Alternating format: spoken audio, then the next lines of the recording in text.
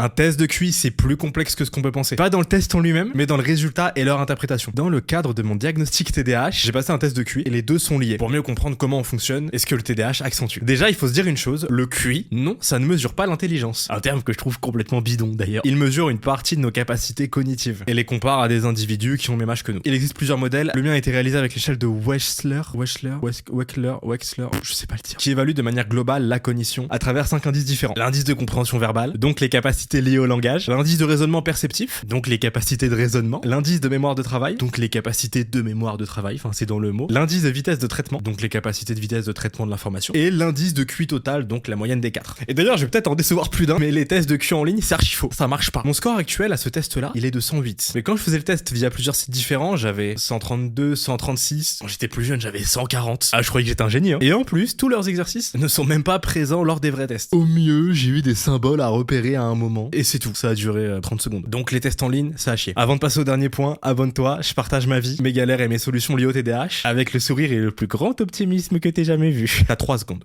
Vas-y. C'est bon ? Tu t'es abonné ? Eh ben on va reprendre, c'est parfait. Le QI mesure les capacités cognitives. Autrement dit, des capacités qui peuvent être influencées en fonction de nos humeurs, du stress, de la fatigue, de la frustration. Bref, l'info c'est il est modulable. S'il est modulable, c'est que l'on peut améliorer ses capacités, comme elles peuvent se dégrader. Donc non, le QI n'est pas fixe, il varie avec le temps. Mais le plus important c'est de croire en soi. Et de ne jamais oublier une chose, c'est que si nos rêves partent, on s'envole avec. Drop the mic. Non, je le ferai pas.